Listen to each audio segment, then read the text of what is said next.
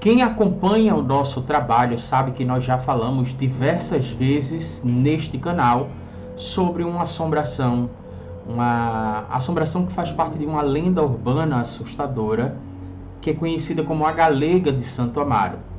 Muita gente que mora em Recife, principalmente muita gente que já morou em Recife nas décadas de 1970, 1980 e 1990, provavelmente já deve ter ouvido falar sobre uma assombração que ronda as proximidades do cemitério de Santo Amaro, assustando os desavisados, principalmente os homens que andavam tarde da noite por aquela região.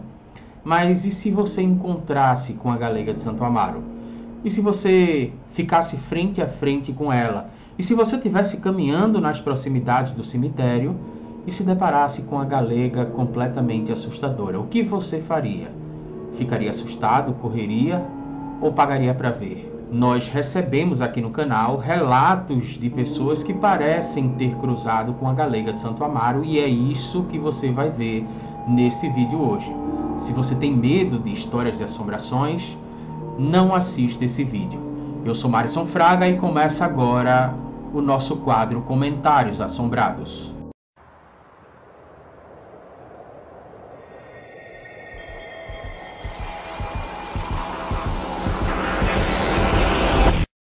Olá pessoal, sejam bem-vindos a mais um vídeo do nosso canal Lendas e Causos de Pernambuco. É um prazer imenso ter você por aqui.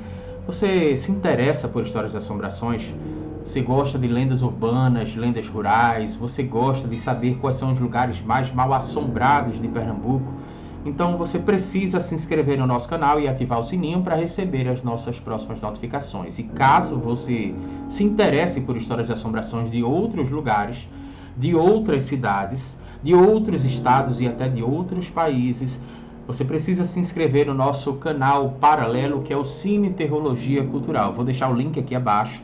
Quando terminar esse vídeo, você pode clicar lá e você pode também se inscrever no nosso canal. Já tem vários vídeos lá sobre histórias de assombrações, inclusive até sobre lendas urbanas de outros lugares, tá? Neste vídeo aqui a gente vai contar a história de duas pessoas que parecem ter tido encontros com a Galega de Santo Amaro. Inclusive, né, um deles pediu para não ser identificado porque ele dá tantos detalhes sobre a história que ele diz que essa história foi motivo de piada na faculdade católica pelos idos da década de 1980, tá? Então a gente vai respeitar o desejo da pessoa, como a gente sempre faz aqui no canal. Quando a pessoa quer ter o seu nome divulgado, a gente divulga. Inclusive pra gente é até bom, porque a gente agradece, né? Como a gente recebe relatos de pessoas, a gente até fica muito feliz com isso. Mas quando a pessoa manda o relato e pede para que não seja identificada, então a gente respeita também. Foi o que aconteceu inclusive nos dois últimos vídeos, quando a gente falou sobre histórias de assombrações do Palácio do Campo das Princesas, né? A pessoa que mandou os relatos pediu para não ser identificada e a gente respeitou isso. E aqui a gente vai, de certa forma, apresentar, né, quem foi uma pessoa que comentou, e a outra pessoa a gente vai preservar esse nome, né, essa identidade, porque a pessoa pediu, tá? Mas é uma história interessante, inclusive porque nós podemos ter descoberto a verdadeira identidade, ou pelo menos o verdadeiro nome, da famosa e assustadora Galega de Santo Amaro. Você vai acompanhar tudo aqui neste vídeo de hoje, tá? Então vamos lá, o primeiro relato que a gente vai trazer aqui, eu vou apresentar aí para você nessa tela, tá aparecendo aqui agora. Quem mandou foi o Tomioka. Eu tenho quase certeza que eu devo ter falado alguma coisa errada, não sei se a pronúncia realmente era essa, mas tudo bem. Vamos lá, ele ou ela, né, não ficou muito claro aqui pra mim, me parece ser um nome oriental, ou talvez aí um nome de anime, alguma coisa assim, um codinome que a pessoa colocou no YouTube, relatou o seguinte: olá, eu vim aqui relatar sobre o que aconteceu com 3 membros da minha família.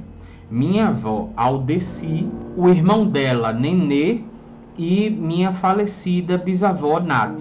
Quer dizer, eu não sei se o irmão dela era Nenê ou Nenê, porque aqui o que acontece é que muita gente manda pra gente esses relatos e manda pelo telefone. E aí, às vezes, a pessoa de certa forma, escrevendo rápido ali, acaba escrevendo com algum erro de português, alguma coisa assim. Então, enfim, a gente não sabe exatamente se o nome do rapaz era Nenê ou Nenê, né? Nenê ou Neném, no caso, né? Tá aparecendo aí Nenê, pela forma como escreveu. E a minha falecida bisavó, Nath. Isso aconteceu no cemitério de Santo Amaro em 1978. Inclusive, um detalhe aqui interessante é que a gente tem 2 relatos que aconteceram no mesmo período, tá? Isso é uma coisa interessante, é por isso que a gente tem uma tendência a acreditar que estão falando da mesma assombração, que seria a Galega de Santo Amaro ali. Aconteceu em 1978. Minha avó e minha bisa, no caso a bisavó e Nenê, foram visitar um familiar com meningite. Era mais ou menos 21 horas na época. Eu vou abrindo parênteses, né? Caso você não tenha visto ainda, inclusive essa série de vídeos, né? Comentários assombrados, eu vou abrindo sempre um parênteses aí para trazer alguns comentários, inclusive até para ajudar a contextualizar pessoas que não conhecem Recife, não conhecem essa região, mas próximo do cemitério de Santo Amaro, que é onde dizem que fica a Galega de Santo Amaro, tem alguns hospitais, né? Um deles, por exemplo, que é provavelmente onde eles estavam aqui, ele não cita, mas eu acho que eles estiveram no Oswaldo Cruz, tá? O Oswaldo Cruz é um hospital, inclusive, que certa parte dele tem um muro colado com o cemitério de Santo Amaro aí e tal. A entrada dele não é colada com o cemitério de Santo Amaro, mas tem uma parte dele que fica realmente lado a lado e tal. E também ali tem um Procap, que é um hospital de referência, né? Se você mora no interior de Pernambuco e conhece ou conheceu alguém que já teve algum problema cardíaco, provavelmente você já deve ter ouvido falar no Procap. Também fica ao lado do cemitério de Santo Amaro. Então, provavelmente aqui ele está falando de uma visita que eles teriam feito ali. Eu acho, isso aqui eu acho, tá? Não está escrito aqui, mas eu acho que eles estão falando da questão do Oswaldo Cruz aqui. Então, me parece que eles foram visitar um familiar que estava com meningite. E aí era mais ou menos 21 horas quando eles devem ter saído de lá, né? 21 horas. Na época foi a minha avó que viu uma mulher bem vestida com blusa estampada e saia vermelha indo de ponta a ponta no lado do cemitério de Santo Amaro. Ela estava com um papel pequeno. Um papel, eu não sei se foi um erro de português, tá? Mas, enfim, vamos ler do jeito que está aqui. Ele estava com um papel pequeno e ia do lado para o outro, de fora do cemitério. Quando chegou mais perto, Nenê viu também a mulher. Então aqui o que eu estou entendendo é basicamente o seguinte: quando ele fala sobre a questão do papel, que eu falei a possibilidade de erro de português, é que às vezes a pessoa digita no celular e tem erro, tem correção automática, tá? Então às vezes tem correção, não é necessariamente que a pessoa errou, mas às vezes corrigiu e a pessoa não viu, enfim. Então o que eu estou entendendo aqui é que eles saíram do hospital por volta das 21 horas, né? Foram visitar uma pessoa que estava com meningite, o ano era de 1978, e estavam passando e viram uma mulher muito bem vestida, né?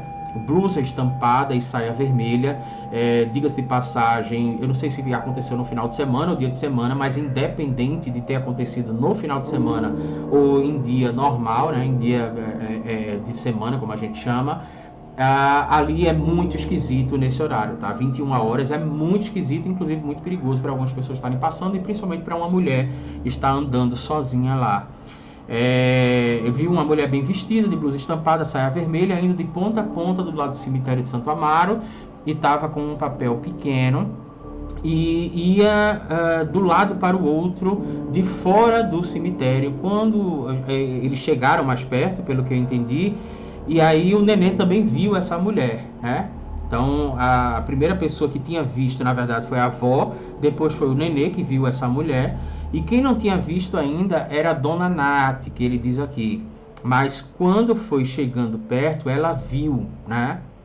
E disse, faz medo quem está vivo e não quem está morto.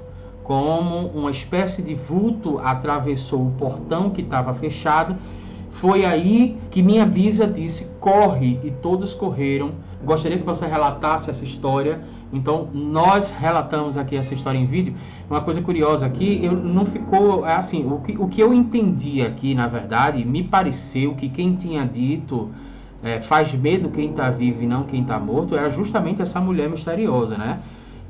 Ou não sei se, por exemplo, essa dona Nath ou se a avó Aldeci, por exemplo, elas tinham alguma espécie de mediunidade, alguma coisa nesse sentido, e acabaram percebendo que a pessoa em questão, no caso, essa mulher que estava solitária lá, misteriosa, era uma assombração, né? Mas me parece que, pelo que eu entendi aqui, tá? E posso estar enganado, inclusive me conta aí nos comentários, né? O que foi que você entendeu? Porque o que eu entendi aqui foi que a mulher, a assombração, a suposta assombração, é que teria falado, faz medo quem está vivo e não quem está morto, tá? E aí por isso que a Bisa tinha dito lá, corre, né? Eu entendi mais ou menos dessa forma aqui. Mas é uma história que me chama a atenção, porque teria acontecido ali nos anos de 1978. E uma coisa que eu quero falar para você é que o próximo relato aqui, a gente não vai identificar a pessoa, mas veja, foi praticamente nesse mesmo período aí, tá? Essa próxima pessoa aqui não vai ser identificada, inclusive nem o vídeo que essa pessoa comentou vai ser identificado, porque a gente quer proteger aqui, a gente quer atender ao pedido, né, ao desejo dessa pessoa. Então ele vai dizer o seguinte, olha, o que me faz entender que é claramente aqui a Galega de Santo Amaro, tá? Meu amigo, vez ou outra assisto ao canal. E, inclusive, eu gostaria de agradecer a audiência, né? Todos vocês que estão deixando relatos aí, isso é muito importante para a gente. A gente demorou até para poder trazer mais vídeos com esse formato, que seriam os comentários assombrados, com relatos de pessoas que comentam aqui no canal, justamente porque estavam faltando mais relatos, né? A gente deixou acumular um pouco, de certa forma. Então, se você escreveu aí o seu relato, provavelmente ele vai sair em um vídeo nos próximos dias, tá? Mas aí a gente pegou esses dois aqui porque eles estavam muito parecidos. Gostaria que você não registrasse meu nome, pois o que eu vou lhe narrar foi motivo de risos dos colegas da Católica, da Universidade Católica, né? Quando eu ali estudei nos primeiros anos dos anos 80. Então, veja, o relato passado teria acontecido em 1978, né? O encontro com a mulher misteriosa que nos faz entender que seria a Galega de Santo Amaro, porque estaria ali nas proximidades do cemitério de Santo Amaro, tá? Aqui neste caso, a gente tem, no início dos anos 80, nos primeiros anos dos anos 80, a gente tem aí um relato interessante e a gente vai atender ao pedido, não vai dizer, né, registrar o nome da pessoa, mas de qualquer forma a gente agradece ela, quando eu estou falando ela, não necessariamente é um homem ou uma mulher, mas eu gostaria de agradecer essa pessoa por ter mandado esse relato, e é um relato interessante, presta atenção até o fim, porque a gente pode ter identificado o nome da suposta Galega de Santo Amaro, que permanece um mistério até hoje. Então ele diz, o cemitério de Santo Amaro sempre me fascinou, devido à exuberância dos seus túmulos com suas fantásticas esculturas e sombrias alamedas guarnecidas por árvores. Isso aí eu preciso compartilhar desse sentimento com essa pessoa, porque eu também sou fascinado por cemitérios, justamente por causa de toda uma atmosfera e várias esculturas e por aí vai. Havia um barzinho muito em voga nos anos 80, né? Lembrando aqui que ele está falando dos anos 80, que é o Mangueirão. Deixa nos comentários aqui abaixo se você já foi para esse bar, se você conhecia esse bar, que é o Mangueirão. Eu não conhecia esse bar, tá? Conheci a partir desse relato aqui. Mas ele disse que havia um barzinho muito em voga, pelo que eu entendi, nas proximidades ali da Universidade Católica, da Faculdade Católica, e era conhecido como o Mangueirão, né? Finda as aulas, eu e um grupo de música, juntos ao pessoal da TUCAP, íamos badalar e cantar. Uma moça bonita... só um detalhe, eu acho que esse Mangueirão é em Santo Amaro, você vai entender por que eu acho isso. Era, no caso, né? Uma moça muito bonita, loira, solitária, sentava-se numa mesa e, vez por outra, nossos olhos se cruzavam. Sorria, mas ela abaixava o rosto. Não lembro de tê-la visto beber, e quando a procurava, havia saído. Numa sexta-feira, criei coragem e fui com puxar papo. Eu acho é justamente isso que a gente falou, né? A questão da... eu acho que ele queria dizer, fui levar um papo com ela e fui puxar um papo com ela, acaba que, enfim, você está escrevendo no celular e às vezes se desconcentra e quando vai voltar... mas eu acho que é basicamente isso, né? Numa sexta-feira ele criou coragem, pelo que eu estou entendendo aqui, eles iam para o Mangueirão, e era um bar próximo do cemitério de Santo Amaro, é isso que eu estou entendendo, e ele sempre via uma galega, trocava olhares, né, com essa galega, essa loira, e era uma loira extremamente misteriosa, não falava nada, ele nunca tinha visto bebê, mas numa sexta-feira ele se encorajou e foi lá conversar com ela, foi puxar um papo, né? Apresentei-me. Ela sorriu. Eu estou falando o pronome aqui por causa porque ele escreve inclusive até de uma forma poética, tá? Então eu vou falar o pronome porque, enfim, estamos falando com todos e pode ser que tenha alguém que não entenda. Mas quando ele fala sorriu, ele está falando que a galega sorriu, né? Apresentei-me, sorriu. Convidei-a para dançar, convidei-a a dançar. Negou-se sorrindo. Disse-me que cursara psicologia há alguns anos. Surpreendi-me, porque não aparentava mais de 20 anos. Fui ao banheiro. Havia sumido. No caso, ela havia sumido, né? Achei até deselegante. Não sei por que percebia nela uma melancolia. Sempre só. Convidei-a ao cinema. Acredito eu, deixa eu abrir um parênteses aqui, acredito eu que ela sempre frequentava esse local e aí em outra ocasião eles se conheceram, tá? Isso realmente não ficou muito claro aqui, mas enfim, independente de ter sido no mesmo dia ou não, porque ele fala anteriormente que ela tinha sumido, né? Mas convidei-a ao cinema. Negou-se porque temia a volta a Santo Amaro. Disse-lhe que a sessão terminaria cedo e Hair era um musical irrecusável há 3 meses em cartaz no Veneza. Talvez você não conheça, mas o Veneza foi um cinema, eu cheguei a frequentar, tá? O Veneza, acabei de denunciar a minha idade, mas eu cheguei a frequentar o Veneza. Hoje você só conhece o Cinema São Luís, mas antes tinha o Cinema Veneza, que fica ali nas proximidades, fica na Rua do Hospício, né? Ficava, no caso, na Rua do Hospício, próximo a onde hoje é as Lojas Americanas, do outro lado da rua, tá? Antes tinha ali, inclusive, até uma McDonald's, né, e tal, e do lado ficava lá o Cinema Veneza. Eu cheguei a assistir, eu era muito novinho, nem lembro qual foi o filme que eu cheguei a assistir, mas eu cheguei a assistir um filme no Veneza, e é uma pena que o Veneza não exista mais, tá? O Veneza era um dos cinemas tradicionais de Recife, que não existe mais. E aí uma outra coisa que eu quero trazer para você ajudar você a construir o cenário na sua cabeça, né, que Hair, ele é um musical da década de 1960, mas ele transformou-se no filme em 1979. A data de publicação do filme é de 79. Então, pela lógica, estava há 3 meses no cartaz aqui, nós estamos realmente falando do ano de 1980 ou no máximo do ano de 1981, porque às vezes demorava um pouco para os filmes chegarem no cartaz aqui em Recife, tá? Então, só para você se situar aí, que é uma data inclusive até parecida com um relato anterior. Convidei ao cinema e ela negou-se porque temia a volta a Santo Amaro. Disse-lhe que a sessão terminaria cedo, e ele fala sobre Hair, 3 meses em cartaz no Veneza, e ela concordou. Marcamos no sábado seguinte.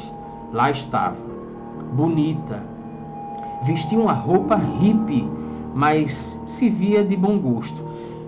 Vou ter que abrir um outro parênteses aqui, porque inclusive até Hair fala sobre essa questão, de certa forma, de uma forma até, não chega a ser nem indireta, tá? Porque isso é pauta central, eu não vou falar aqui para não dar spoiler, mas a questão do musical Hair tem uma questão dessa, digamos assim, que trata sobre essa dicotomia social, né, entre o movimento hippie e um movimento mais conservador que teria acontecido ali, ou que teria pelo menos sido catapultado a partir do pós-guerra por causa de um certo sentimento social de hipocrisia. Então tem filmes de terror que tratam dessa temática, né? Por exemplo, a Maldição de Sharon Tate, que é um filme recente até, que está na Netflix. É um filme que eu até vou comentar sobre ele lá no outro canal, Cine Teologia Cultural, porque é um filme que tem uma coisa interessante no movimento hippie, sabe? E muita gente utilizou, inclusive até o Charles Manson, né, a seita do Charles Manson, para poder, de certa forma, vulgarizar esse movimento hippie, mas é um movimento que teve uma importância social muito grande e tal. E aí você teve festivais, né, como o Festival de Woodstock, por aí vai. Aqui no Brasil também você teve festivais. Era nesse período aqui, é nesse período que a gente está situado, tá? Então ele vai dizer que essa galega Santo Amaro vestia-se como uma forma hippie, e era de bom gosto e tal, cabelos soltos como uma orquídea na orelha. Estaria eu apaixonado? Não falava muito. No caso, ela não falava muito, né? Eu, um tagarela. Vimos o filme. Ela alertou-me a hora. 5h20. Sorrindo lhe falei, hoje é lua cheia. E ela, você já viu como é bela a luz dando banho de prata sob as estátuas de mármore de Santo Amaro? No caso do cemitério de Santo Amaro, né? Ela fazendo aquele convite singelo do cemitério de Santo Amaro. Achei interessante. Vamos, você mora perto? Pertíssimo. Sorriu. E aí, continuando esse relato aqui, porque ele escreve, eu não sei se eu comentei já sobre isso, mas enfim, se eu comentei, comento de novo. Ele escreve de uma forma, inclusive, até poética, né? Fica bem interessante assim para a gente ler. Passamos pelo 13 de maio, já com a lua surgindo atrás da prefeitura. Adentramos o cemitério. Vou lhe mostrar 2 belas esculturas. Veja esse pilar. O pai foi quem o quebrou. Mandou esculpir em memória do filho. Quando pronto, pegou de uma marreta e o golpeou como para registrar o impacto de uma ceifada na pujança da juventude. Você o conheceu? Aí ele está perguntando para ela, né? Porque ela está explicando por que aquela estátua estava quebrada e tal. E aí ele pergunta, você o conheceu? Não, mas ouvi a triste história. Vou agora lhe mostrar a minha preferida. Peguei-lhe a mão. Ela hesitou. Senti uma frieza aguda. Mas como já era noite, pus a culpa na brisa. Se você quiser, lhe abraço para esquentar-lhe. É logo ali. Eis um anjo sobre o túmulo pedindo silêncio, e cujas asas pareciam aninhar e ninar quem ali dormia. A lua despejou, eu tenho a impressão, inclusive, que eu já vi essa estátua lá. Diga-se de passagem, se a gente for fazer um vídeo lá, né, no próximo vídeo que a gente for fazer lá, eu vou dar uma olhada e qualquer coisa eu comento. Eu acho que eu já vi essa estátua lá, tá? A lua despejou toda a sua prata sobre a escultura. Ouvi soluços. Ela se esquivou de mim e caminhou para a parte de trás da lápide. Fui procurá-la para aconchego. Não a encontrei. Chamei-a. Laura! Laura! Só um soluço baixinho. Laura? Vi a data no túmulo. 1958, 1978. O nome não estava visível. Chamei-a mais uma vez e saí dali chorando como se houvesse sepultado um ente muito querido. Não voltei mais a Santo Amaro, mas ainda tenho curiosidade de verificar se não foi um sonho. E aí o que permanece o mistério nesse conto aqui, que permanece o mistério nesse relato, é justamente o fato da gente ficar se perguntando se o nome da galega de Santo Amaro é Laura ou não é. Se essa galega de Santo Amaro realmente existiu ou não existiu. Se realmente ela teria falecido em 1978, e no caso aqui indicaria, já que ela teria nascido em 1958 e falecido em 1978, será que realmente ela teria 20 anos de idade? Essa galega de Santo Amaro, que várias pessoas afirmam que na década de 1970, 80 e 90, afirmam que ela foi vista rondando os lugares, e vários homens, inclusive até homens que trabalhavam, né, nos ônibus de transporte, naqueles ônibus elétricos que estacionavam seus ônibus na garagem da CTTU, vários homens que trabalhavam, né, nas redondezas, né, na região, como por exemplo o Roberto Beltrão, né, citou em um dos seus livros, acho que é Mal Assombramentos, ele cita o caso de um motoqueiro que estaria passando pela Avenida Norte e teria dado carona para a galega de Santo Amaro. Ou seja, esta galega de Santo Amaro seria essa Laura?